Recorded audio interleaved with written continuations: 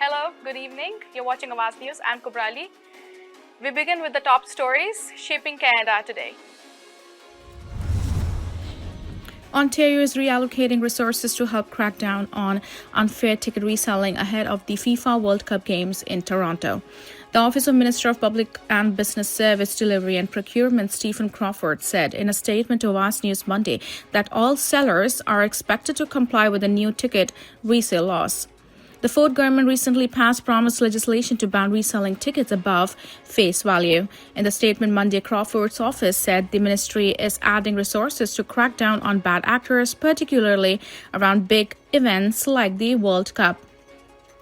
Crawford's office pointed out businesses that don't comply with the legislation could face significant fines ranging from $3,000 up to $250,000 for continued non-compliance. In question period at Queen's Park Monday, the NDP grilled the government about why it is that tickets can still be found for Toronto events on StubHub for many times face value despite the new legislation. Crawford responded by saying his ministry had been in touch with all companies involved in reselling. A search on ticket reselling website StubHub Monday showed some tickets reselling from $615 to close to $3,000 for a Panama versus Croatia match set to take place on June 23rd. The new ticket resale laws were included in the Ford government's price budget bill, which passed last month. A 16-year-old boy from Brampton has been charged with murder after a 23-year-old man was killed in a fight outside a coffee shop in Oshawa over the weekend. The incident happened on Saturday near Simcoe Street North and Winchester Road East. Durham Regional Police Service say at around 8:10 p.m. officers responded to a call for an armed person in that area. The victim, whose name has not been released, is Durham Region's third homicide victim of 2026. Investigators say two groups of males got into a physical altercation outside a Tim Hortons at 2700 Simcoe Street North. During that altercation, the victim suffered fatal injuries. The suspect and several other males fled on foot south and east of the Tim Hortons, police said. Durham police said this incident is isolated, adding that there is no ongoing risk to the public safety. The conduct of an unknown number of members of Toronto Police Service's drug squad will be investigated by Ontario's Law Enforcement Complaints Agency. The Independent Civilian Oversight Agency, which looks into public complaints about police conduct in Ontario, confirmed to Awaz News on Monday that Toronto's Chief of Police Marin Demkew notified its Director of potential misconduct involving members of his force's drug squad.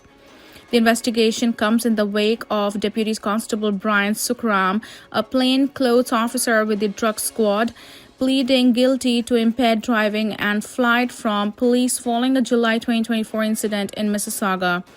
Officials with LECA said their investigation is now suspended due to related criminal proceedings. The probe and appropriate investigative steps, including obtaining relevant disclosure from the police service, will resume once those legal proceedings conclude. The civilian agency said it cannot identify any of the officers who may be designated as respondent officers in this investigation, nor can it comment on the specifics of the allegations or any connection to ongoing criminal proceedings due to strict confidentiality obligations. Lead agency director has assigned an investigative team consisting of LECA staff members to this case. The agency said it is aiming to complete its probe within 120 days. A married couple from Ontario has been charged after a string of bank and identity frauds occurred in Brampton and Mississauga.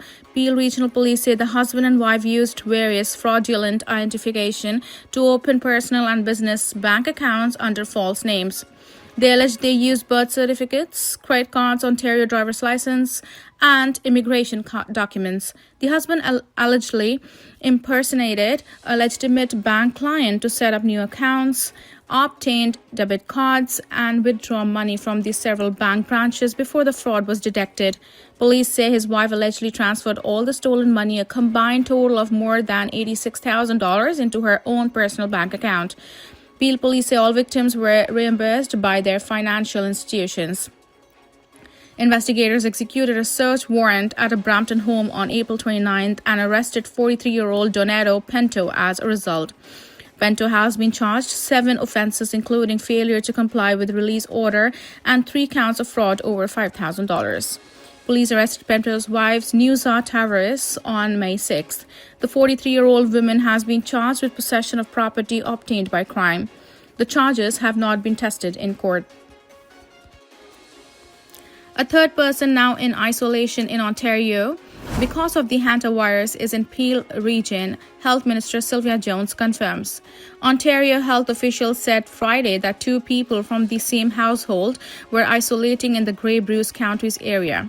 Jones said the couple continues to be asymptomatic. Federal health officials said Friday a third person from Ontario may have had brief contact with the confirmed case on a flight. In a statement, Peel Public Health said it is monitoring one person who had contact with a confirmed case, but clarified that the person is a visitor to Canada rather than a resident of Peel region. The statement said the risk to the broader Peel community is very low and the residents do not need to take any additional precautions. Health officials have said that hantavirus, a rare but potentially deadly disease, does not spread easily from person to person. According to World Health Organization, the disease is usually spread through contact with urine, feces, or saliva of infected rats. So far, an outbreak associated with an Atlantic cruise ship, the MV Hondius, has resulted in 8 cases, including 3 deaths. Jones said that while the 3 individuals are following isolation protocols, they are not being tested at the moment. A man has been arrested by Toronto police after North York Church was vandalized multiple times over several months. The incident happened between August 6, 2025 and May 5, 2026.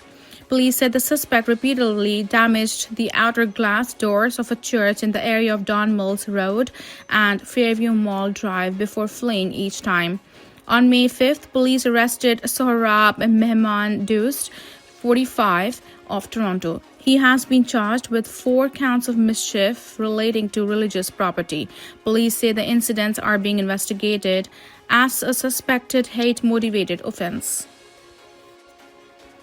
A Markham basketball, tennis, and volleyball coach previously charged with sexual offenses involving youth is now facing additional charges for allegedly breaching his release conditions. In June 2025, members of York Regional Police Victims Unit arrested and charged 59-year-old Garth Morris of Markham with sexual assault, sexual exploitation, invitation to sexual touching under 16, and sexual interference. Police allege the incidents began in 2017 when the victim was under the age of 16 and continued until 2021. At the time, Morris was coaching youth basketball, volleyball, and tennis. Following the initial report, investigators said additional victims came forward alleging previous assaults. While released on conditions during the investigation, Morris was ordered not to have contact with anyone under the age of 16 and not to attend schools, parks, or community centers. Police now allege Morris continued coaching youth while the investigation was ongoing. As a result of the alleged breaches, Morris was charged with 3 counts of failure to comply with the judicial release order. Police are asking anyone with additional information or similar experiences to come forward. That's for all tonight. This is Kubrali. You're watching Awaz News. Have a wonderful evening.